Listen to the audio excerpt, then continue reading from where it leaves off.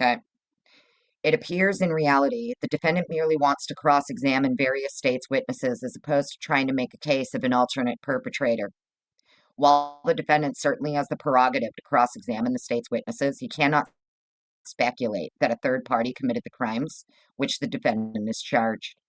This is the essence of the limitations and requirements related to alternate perpetrators. Also, sidebar, evidentiary rules never trump your due process right.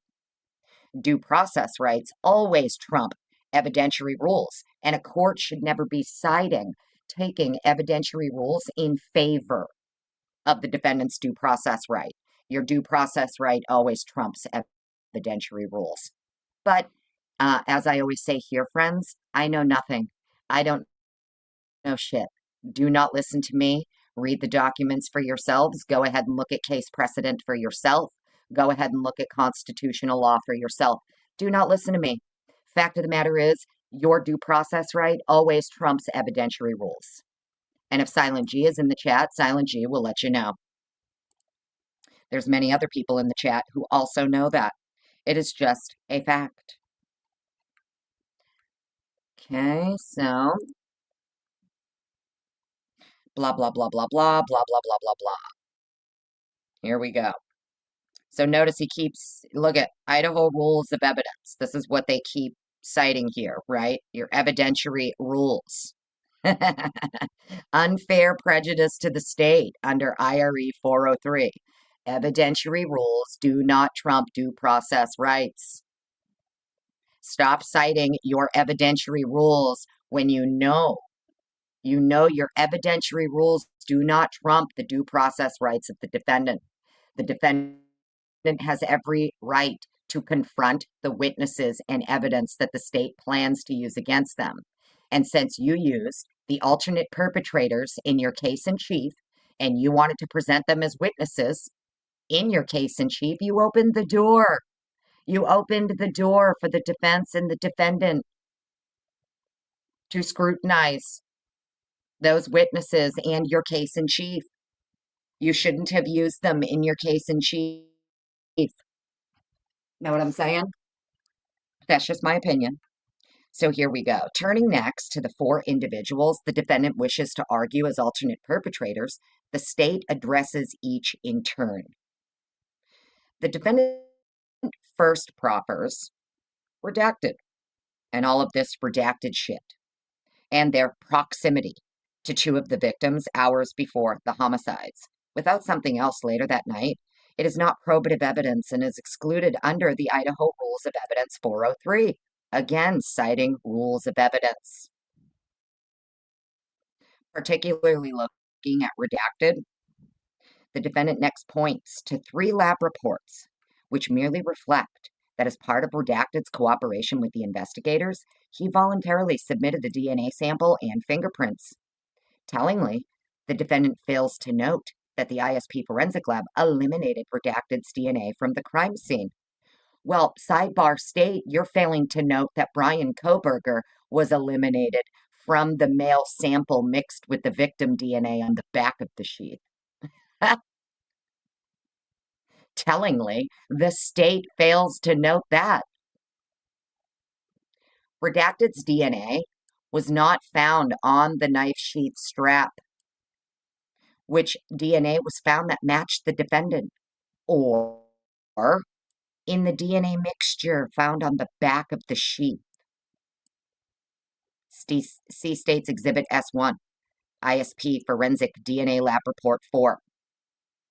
So, according to the state, they were able to clear this alternate perpetrator because their DNA was not found on the strap of the sheath, but Brian's was, even though we were told the defendant's DNA was recovered from the snap, the inside snap.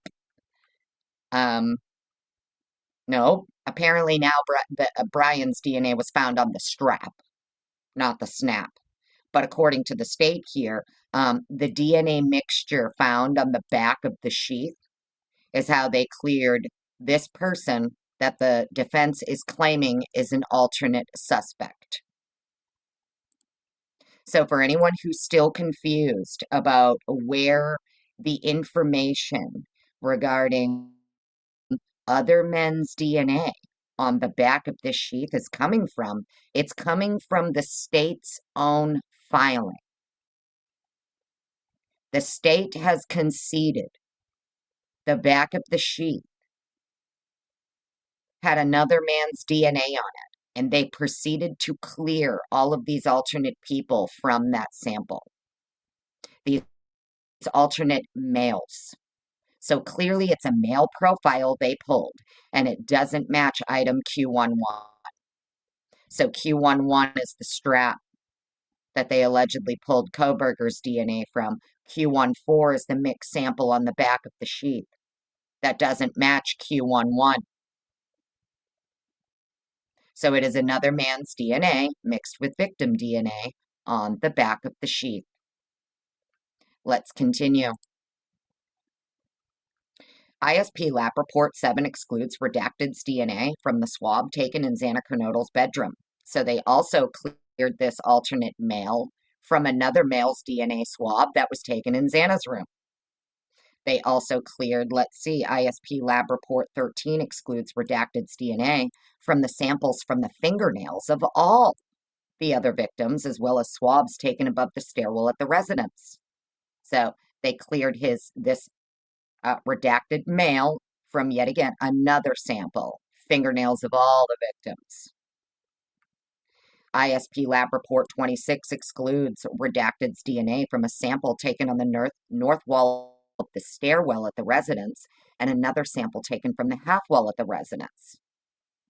More male DNA. ISP lab report 31 excludes redacted's DNA from the sample taken from the door of Miss Mogan's bedroom. The defendant next submits 3 law enforcement investigative reports. First, these reports and their contents are hearsay. Well, we learned, and we'll see here as we go through these filings, hearsay can be admissible. Hearsay can be admissible, especially regarding alternate perpetrators. When you're presenting an alternate perpetrator defense, some courts recognize hearsay is admissible, and the precedent for that is cited. That said, all they demonstrate is that Redacted affirmatively reached out to law enforcement investigators and voluntarily cooperated with them, including providing his DNA. Defendant speculation that this somehow suggests culpability is without foundation. The balance of the defendant's submissions are comprised of references of all of this redacted bullshit. In sum, the state respectfully submits that the defendant's submissions regarding redacted do not even rise to the level of mere inferences that he could have committed the crime, much less evidence direct or circumstantial linking him to the actual perpetration of the crime.